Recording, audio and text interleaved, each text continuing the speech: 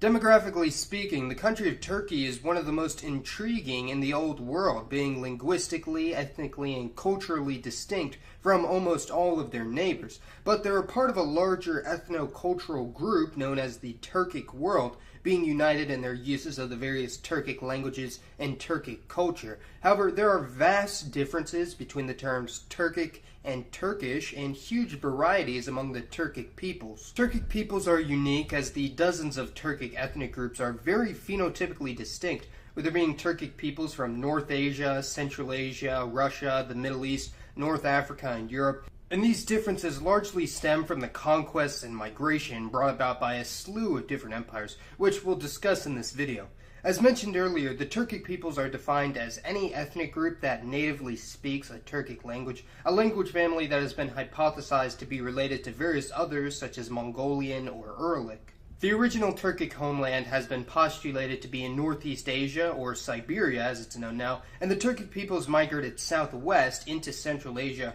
shortly before the rise of the Mongol Empire, which nearly wiped out the former Central Asian population, or at least heavily negatively impacted their numbers. When the Turkic peoples migrated into these territories in the 8th century AD, they gradually assimilated and mixed with the old people groups that lived there, an Indo-European population who were intermediate between the Iranians of the Middle East and Slavic peoples of Eastern Europe. However, the Turkic languages would become dominant in all of Central Asia, replacing the Indo-Iranian languages. The original Turkic peoples that lived in Siberia are actually still around, and their phenotype is fairly North Asian, and most of the various ethnicities can be seen as shades of purple on this map, with the Yakuts, Tuvans, Altays, and Khakas. These groups are all located in modern Russia, and Yakuts and Khakas are mostly Russian Orthodox, while the Altai are split between Orthodoxy and animistic religions, while the Tuvans are overwhelmingly Buddhist. The Central Asian Turks, on the other hand, are almost entirely Muslim, and most of these groups actually have their own countries, such as the Kazakhs, Kyrgyz, Turkmen, and Uzbeks,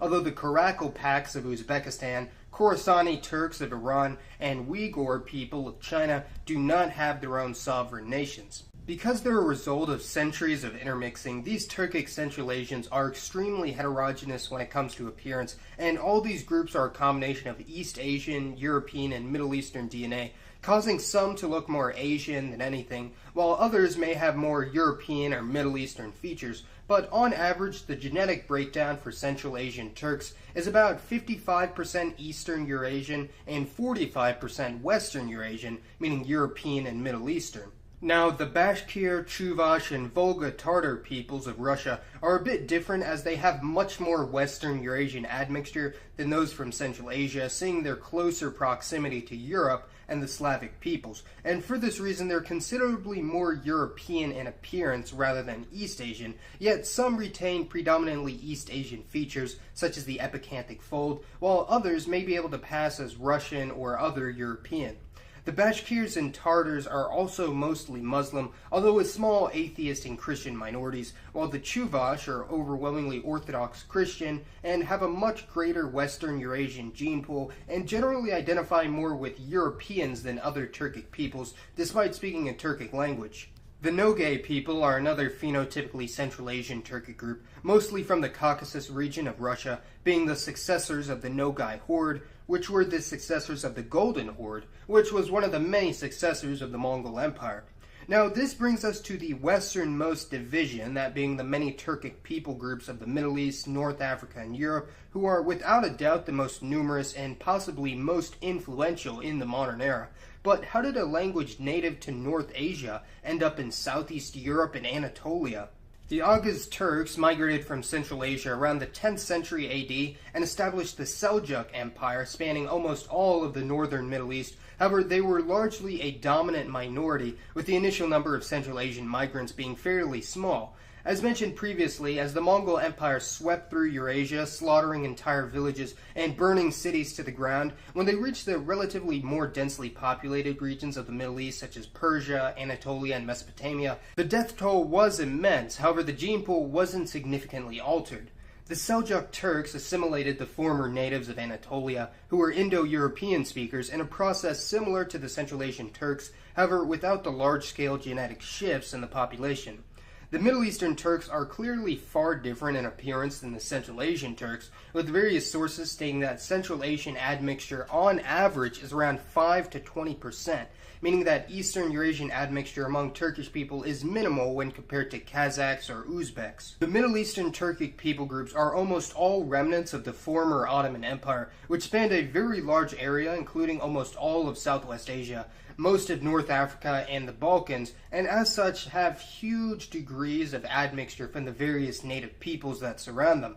The largest Turkic group would have to be the Turks from Turkey proper, which is also known as Anatolia or Asia Minor, who make up around 70% of the Turkish state and are dominant in the Turkic world. There are also minorities of ethnic Turks in many areas of the former Ottoman Empire, especially in the Balkans, making up a little under 10% in Bulgaria, with smaller amounts in places like Macedonia, Albania, the former Yugoslavia, and the island of Cyprus. There are also Turks in northern Mesopotamia and the Levant, including Iraq, Lebanon, and Syria, and the region of Turkmeneli, and are known as Turkomen or Turkmen, not to be confused with the Turkmen from the Central Asian country of Turkmenistan. And their language is somewhat intermediate between Turkish and Azeri, and there are also remnants of former Ottoman officials and settlers, numbering around 3 to 5 million in total. The other region of major Turkish settlement during the Ottoman period was North Africa, with there being over 10 million people of partial Turkish descent in the Maghreb and Egypt, known as Kolugli,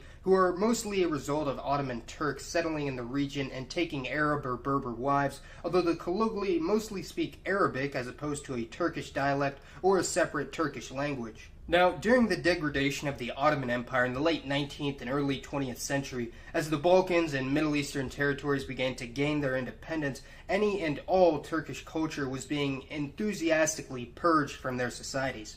This unfortunately led to a mass persecution of the Turkish minorities living in the Maghreb, the Levant, and the Balkans, who were seen as foreigners and invaders, and during this period, around 1900 to 1920, literally millions of Turkish families from the Ottoman Empire, and even places in the Russian Empire that had Muslim Turkic populations, such as the Crimean Tatars, were fleeing from these territories and settling in Anatolia. Even after the dissolution of the Ottoman Empire and the independence of the Balkan countries, non-Turkic Islamic minorities such as Muslim Greeks, known as Romaika, Muslim Bulgarians, known as Pomaks, or Bosniaks, who were Muslim Slavs, still poured into Turkey in large numbers, fearing the backlash and anti-Islamic sentiments in these newly independent countries. These migrants were known as muhajirs and were essential to the Turkish population, being one of the main reasons for the extreme population growth in Turkey in the 20th century, with the population growing exponentially after 1920. The population of Turkey exploded from only 10 million in 1920 to almost 80 million today, a change of 800%,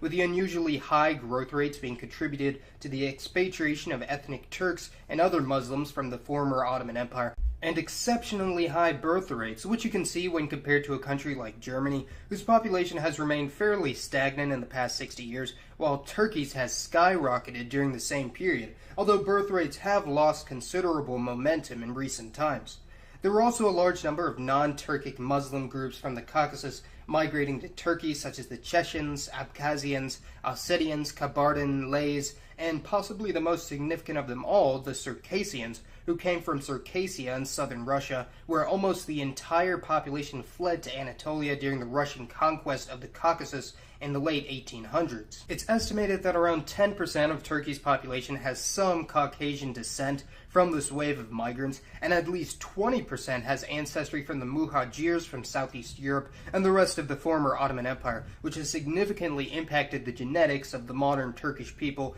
although it is difficult to determine just how much, as Turkey hasn't held an ethnic census since 1960. The other major Turkic group in the Middle East would be the Azeris, who inhabit not only the country of Azerbaijan, but parts of eastern Anatolia, Georgia, and a large chunk of northwest Iran, known as southern Azerbaijan, where possibly more ethnic Azeris live than the actual country of Azerbaijan itself.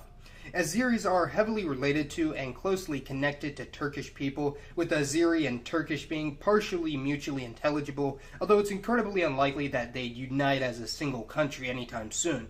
There are also other Turkic minorities in Iran, such as the Kashkai, and in the Caucasus, such as the Karachi, Kumyks, and Balkars, who are all Islamic and are similar in appearance to the Turks and Azeris, along with one of the two oldest Turkic groups in Europe, that being the Crimean Tatars. And although Crimean Tatar is a Kipchak language like Kazakh and Kyrgyz, because of the huge influence of the Ottoman Empire, their language is now closer to Turkish, with some Crimean Tatar and Turkish speakers actually being able to understand each other. The last Turkic group, and one of the more interesting, are the Gagauz people from Moldova and Ukraine, descended from Turkic migrants from before the Ottoman era, and as such they are one of the only Orthodox Christian Turkic ethnic groups in the region, and genetically are almost entirely European, having mixed with the surrounding population for hundreds of years. There are large diasporas of Turkish and Turkic peoples all around the world, including 9 million Turkic people in Europe, mostly Turks in Germany, Benelux, France, the UK, and Bulgaria, although this excludes Eastern Thrace, which is the European part of Turkey. 1.5 million live in the United States and Canada, mostly New York, Massachusetts, and New Jersey, 200,000 in Oceania, and around 100,000 in Latin America. The Turkic peoples are an incredibly interesting group, seeing how they can greatly differ in appearance, being North Asian, Middle Eastern, European, and everything in between, and religion-wise having Muslims, Christians, Buddhists, and even some Jewish groups, and they went from being a small collection of tribes north of Mongolia to one of the most influential groups in Middle Eastern, European, and African history. Be sure to let me know your thoughts on the Turkic peoples and the differences and similarities between them. Oh, and by the way, we just hit 50,000 subscribers, which is just freaking incredible. Thank you all so much. Be sure to check out my second channel where I'll finally be releasing a Q&A later today. As always, thanks for watching, everyone. This has been Mason, and I'll see you next time.